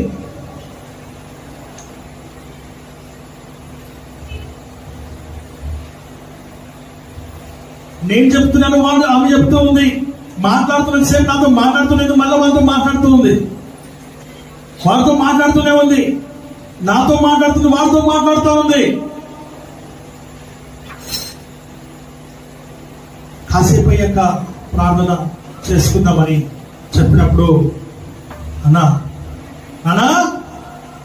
ఇదిగో అన్న ప్రార్థన చేస్తున్నట్ట అని తీసుకొని, అన్న నా కొడుకుని తీసుకొస్తా అని లోపలికి వెళ్ళింది. వాడిని పట్టుకోలేక, వాడిని ఎత్తుకొని రాలేక అవస్థలు పడతా ఉంది. వచ్చేస్తున్నా అన్న వచ్చేస్తున్నా.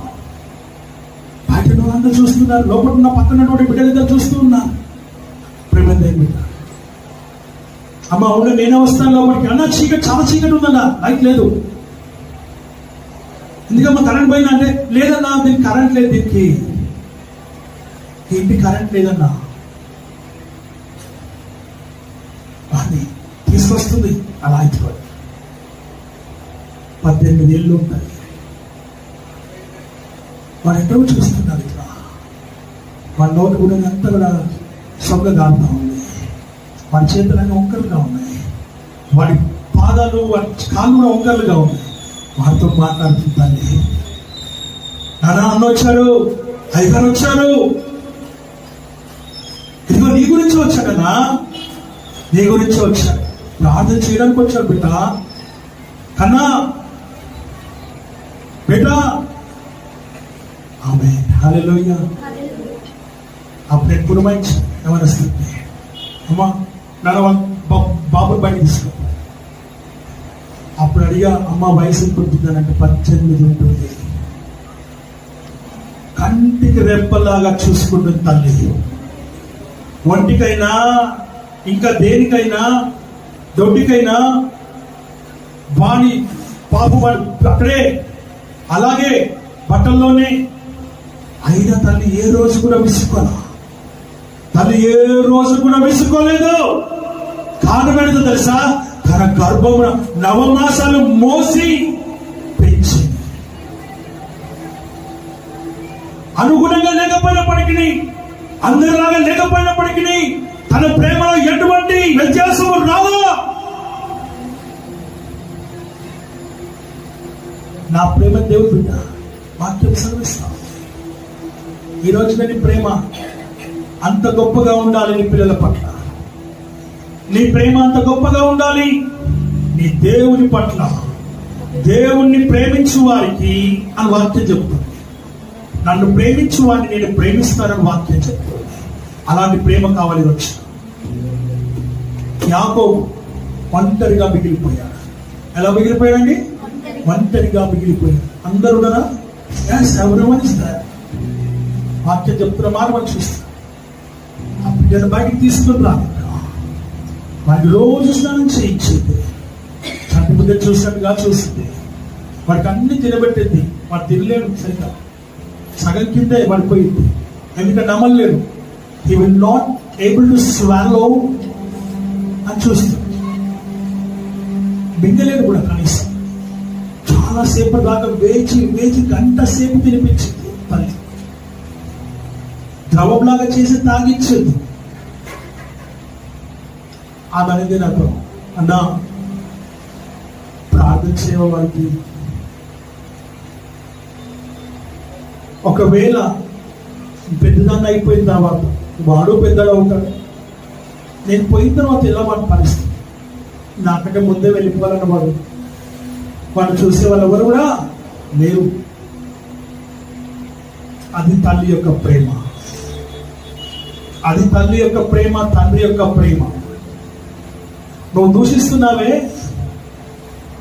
నువ్వు అసహించుకుంటున్నావే, నువ్వు తిడుతున్నావే, ఆ తల్లిదండ్రుల ప్రేమ మీ పట్ల అంత గొప్పగా ఉంది. నువ్వు ఆ విషయాన్ని జ్ఞాపకం చేసి. ఆమేన్. హల్లెలూయా, హల్లెలూయా. ఇప్పుడు నీకు దిక్కెవరో తెలుసా? 2 Chronicles chapter 20 verse మనం చదువుకున్న భాగమే. ఒకసారి 2వ దినవృత్తాంతములు 20వ అధ్యాయము 12వ వచనం చదవాలని మనం చూస్తున్నాం. మా దేవా, నీవు వారికి తీర్పు తీర్చవా? మా మీదికి వచ్చి గొప్ప సైన్యముతో యుద్ధము చేయుటకును మాకు శక్తి చాలదు. ఏమి చేయుటకును మాకు తోచదు. నీవే మాకు దిక్కు అని ప్రార్థన చేసే. ఇక్కడ మనకు ఒక లైన్ కావాలి మనకి. ఏంటంట? నీవే మాకు దిక్కు అని ప్రార్థన చేసే. You are the only source for us. నీవే మాకు దిక్కు. నీవు తప్ప మాకు వేరే దిక్కు. 73వ కీర్తన 25వ వచనం త్వరగా. ఆకాశమందు నీవు తప్ప నాకెవరున్నారు? ఆకాశమందు నీవు తప్ప నాకెవరున్నారు? నీవు నాకుండగా లోకంలోని ఏది నాకు అక్కరలేదు. నీవు నాకుండగా లోకంలో ఏది నాకు అక్కరలేదు. దేవుడి వాక్యం సెలవిస్తున్న మాట మనం చూస్తాం. ఆయన తప్ప మనకు వేరే దిక్కు. అందుకే యాకోబు దేవుని దిక్కు తిరిగినాడు.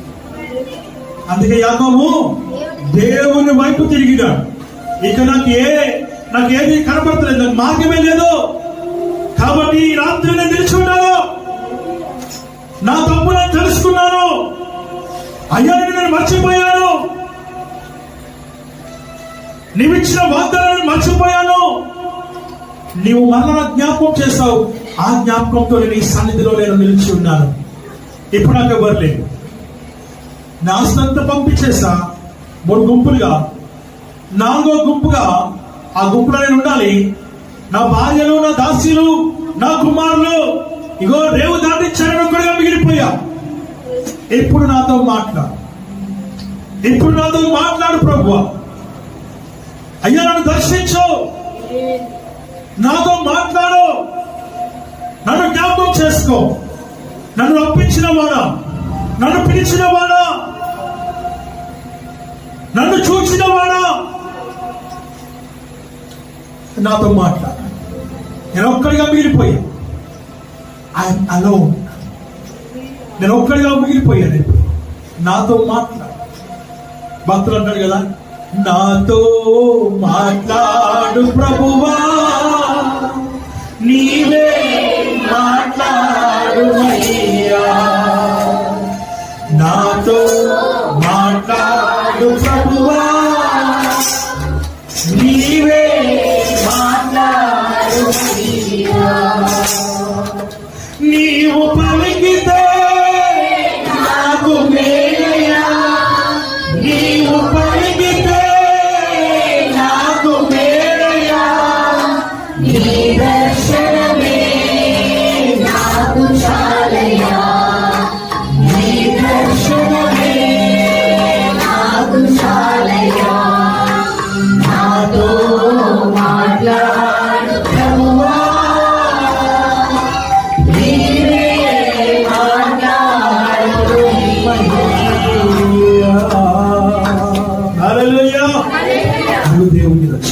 తీసుకోబడుతున్నాడు. అయ్యా నౌకరిగా మిగిలిపోయా, ఒంటరివాణ్ణి అయిపోయింది, ఒంటరివాణ్ణి అయిపోయా. కాల అయ్యావు, కాల అయ్యావు. కారణం తెలుసా? దేవుణ్ణి మరిచిన ప్రతి వ్యక్తి ఒంటరి వాడే. దేవుని మరిచిన ప్రతి వ్యక్తి ఒంటరి వాడే. దేవుని జ్ఞాపకం చేసుకుని ప్రతి వ్యక్తి ఒంటరి వాడే. దేవునికి ప్రమాణం చేసి మర్చిపోయిన ప్రతి వాడు ఒంటరి వాడే. దేవునికి వాగ్దానం చేసి మర్చిపోయిన ప్రతి వ్యక్తి ఒంటరి వాడే అనే సంగతిని జ్ఞాపకం చేసుకో. అయితే నువ్వు దేవుని జ్ఞాపకం చేసుకుంటే నీ దేవుడు నీతో మాట్లాడతాడు. దేవుడు మాట్లాడతాడు. ఆయన తన కృపను చూపిస్తాడు. ఆయన అంటాడు, నా కృప నీకు చాలును. దేవుని వాక్యము సెలవిస్తుంది. దీన దశలో నేనున్నప్పుడు నన్ను మరువనిది నీ కృప.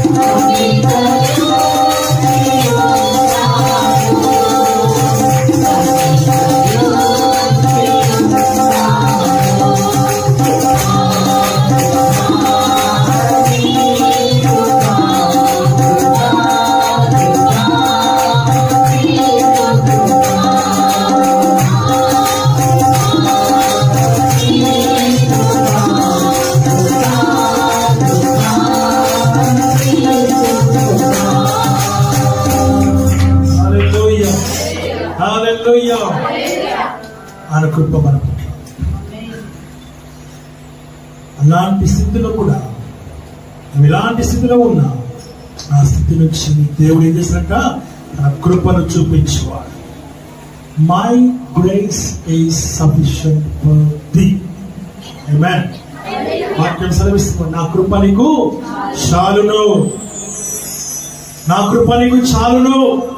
దేవుడు వాక్యం సెలవిస్తున్న మాట మనం చూస్తున్నాం కనుక నా ప్రేమ దేని బిడ్డలారా, వాక్యం సెలవిస్తున్న మాటలు మనం ఇక్కడ జ్ఞాపకం చేసుకుంటూ ఉన్నాం. నీ ఒకవేళ మర్చిపోయినావేమో, నీ ఒకవేళ నీ జ్ఞాపకము లేదేమో, నీ దేవుడి దినాల జ్ఞాపకం చేస్తూ ఉన్నాను. ఒకసారి దేవుడు మనతో మాట్లాడుతున్నాడు. దేవుని వాగ్దానాన్ని, దేవుని మాటను మర్చిపోయినటువంటి వాడు స్వచ్ఛందంగా లేచబడాలని మీకు నేను మనవి చేస్తున్నాను. అవును ప్రభా, పలానా దినాన నువ్వు ఈ వాగ్దానం చేశావు, నేను నీకు ఈ వాగ్దానం చేశాను, నేను నీకు ప్రమాణం చేశాను ప్రభా, నేను మర్చిపోయాను. ఇదిగో నా తండ్రి పట్ల నేను ఇలా ఉన్నాను ప్రభా, నేను ఇలాంటి తప్పుదం నేను చేశాను ప్రభా. భయపడదు, అందరు కల్పిస్తున్నాను, ఎవరు చూడాల్సిన అవసరం లేదు. దేవుడికి చక్కటి అవకాశం ఇస్తూ ఉన్నారు. ఒకవేళ తల్లిదండ్రులు అయినటువంటి మీరు యాకోబు వలె, ఆ తల్లి వలె ఒకవేళ మీ పిల్లల పట్ల మీరు వ్యత్యాసం ఏమైనా చూపించినట్లయితే, మీరు ఒంటరిగా ఉంటున్నామనే భయము లేక బాధ వేదన మీకు ఉన్నట్లయితే మీరు దీక్షలు పడండి. ఈ ఉదయకాల సమయం దేవుడు మీతో మాట్లాడుతూ ఉన్నా. మీకు ఒక అవకాశం దేవుడు ఇస్తూ ఉన్నా. సిగ్గుపడాల్సిన విషయం కాదు ఇది. సరి చేసుకోవాల్సిన విషయం, సరిదిద్దుకోవాల్సిన విషయం, బాగు చేసుకోవాల్సిన విషయం, స్వస్థపరచుకోవాల్సిన విషయం. నీకు ఏ విషయంలో దేవుడిలో నువ్వు తప్పిపోయావు, ఏ విషయంలో నువ్వు దేవుడికి వ్యతిరేకంగా ఉండినావు, నీ తల్లి విషయంలోనా, నీ తండ్రి విషయంలోనా, లేక నీ పిల్లల విషయంలోనా ఒంటరిగా మిగిలిపోయావా? ఈ సమయంలో అడుగు దేవుడు, అవును ప్రభువా, నా జీవితంలో ప్రభువా నేను ప్రమాణం చేసి మర్చిపోయాను ఆయన. అయ్యో, వాగ్దానం చేసి నేను మర్చిపోయాను ప్రభువా. యాకోబుకు ఎలాగైతే నువ్వు జ్ఞాపకం చేశావో నాకు మరలా జ్ఞాపకం చేశావు. బాప్తిసమైన తొట్టిలో నీకు ప్రమాణం చేశాను ప్రభువా, నేను అన్నిటిలో నేను కరెక్ట్ గా ఉంటానని, అన్ని విషయాల్లోనే సరిగా ఉంటానని పెళ్లి ప్రమాణంలో ప్రమాణం చేశాను ప్రభువా. నా భార్యకు నేను మోసము చేయనని, నా భర్తకు నేను మోసము చేయనని నేను నీకు ప్రమాణం చేశాను. దేవుని సన్నిధిలో, దేవుని మందిరంలో ప్రతి వారము ప్రతిరోజు వాక్యం చదువుతానని, ప్రార్థన చేసుకుంటానని నేను వాగ్దానము చేశాను ప్రభువా. కానీ నా మాటకు నేను కట్టుబడి లేకుండా నా భర్తను మోసం చేశాను, నా భార్యను మోసం చేశాను, నా పిల్లలకు మోసం చేశాను, నేను నా తల్లిదండ్రులను మోసం చేశాను. అయ్యా, నేను నీకు మోసం చేశాను ప్రభువా. నన్ను ఒక్కసారి జ్ఞాపకము చేసుకోండి అయ్యా. బాప్తిసమ తొట్టిలో నేను ప్రమాణము చేస్తాను, నేను నీ సన్నిధిలో నేను ఎక్కడ పడిపోకుండా, చనిపోకుండా, పందిరిని విడిచి తీగని వల్ల నేను ఇటువంటి ప్రార్థన విధంగా జీవిస్తూ ఉన్నాను ఆయన. నా జీవితంలో ప్రభువానికి నేను చాలా వ్యతిరేకంగా జీవించాను ఆయన. యవన కాలంలో ఉంటూ చేయకూడని పనులు చేస్తూ, చూడకూడని చూస్తూ,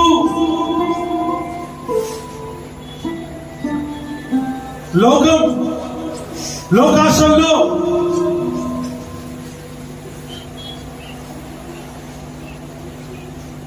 లోక వ్యసనాలలో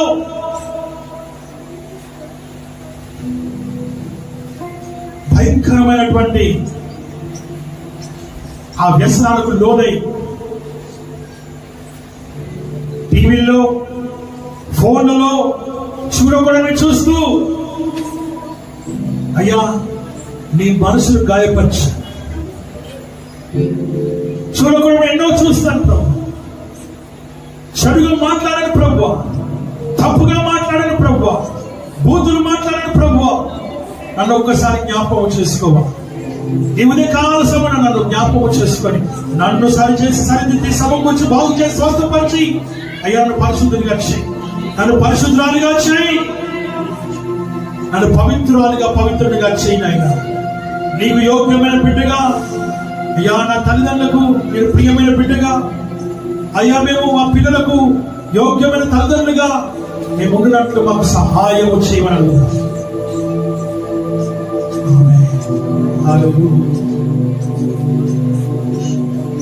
నీకు చాలా వ్యతిరేకంగా నేను జీవించాను ప్రభు.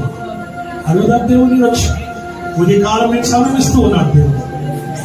నీ జీవితాన్ని మార్చుకో, నీ హృదయాన్ని మార్చుకో, నీ మనసును మార్చుకో, నీ తలంపును మార్చుకో, నీ ఆలోచన మార్చుకో, నీ చూపును మార్చుకో, నీ మాటను మార్చుకో, నీ నడకను మార్చుకో, నీ పడకను మార్చుకో, నీ యొక్క క్రియలను మార్చుకోమని దేవుడితో మాట్లాడుతూ ఉన్నాడు. నీ మార్చుకునేటువంటి జీవితం దేవుడికి కావాలి, నీ విలువైన జీవితం దేవుడికి కావాలి. నీ హృదయం విలువైనది, నీ మనసు విలువైనది, నీ హృదయం దేవుని ఆలయం, నీ శరీరము దేవుని మందిరమైన సంగతిని జ్ఞాపకం చేసుకున్న ప్రియ కుమారుడైన ప్రియ కుమార్తె, నా ప్రియ దైవజనమా, నీ శరీరము దేవుని ఆలయమైన సంగతిని, నీ దేహము దేవుని ఆలయము మందిరమైన సంగతిని నువ్వు మర్చిపోవద్దు. ఆ ఆలయాన్ని నువ్వు పాడు చేయకూడదని దేవునితో మాట్లాడుతున్నా. అడుగు దేవుని వచ్చిన అయ్యా నన్ను సరిచేయి, నన్ను బాగు చేయి ప్రభువా, నన్ను బాగు చేయనైనా, నన్ను స్వస్థపరచు ప్రభువా. అయ్యా నూతనపరచవా, నూతనపరచు ప్రభువా. మరలా నన్ను ప్రభువా నూతనపరచు, మరలా నన్ను ప్రభువా బాగు చేయి.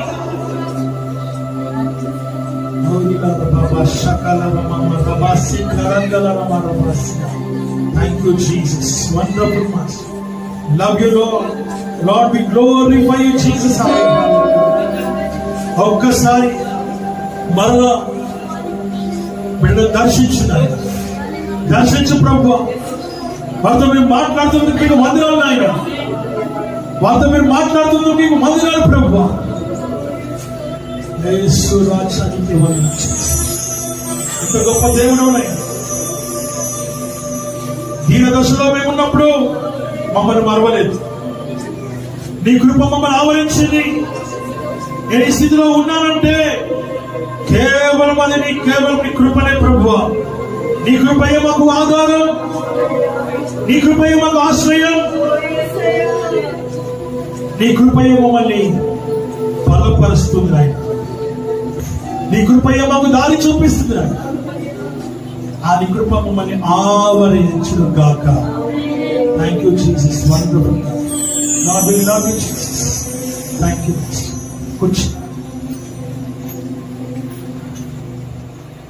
ఈ సమయంలో ప్రేమ దేవుడు నిలుచుకోకుండా ఉన్నటువంటి కొంతమంది దేవుడు భయపరుస్తారు. అయినా పర్వాలేదు, ఇంటికి వెళ్ళండి, అడగండి దేవుడి దగ్గర, మోకరించండి.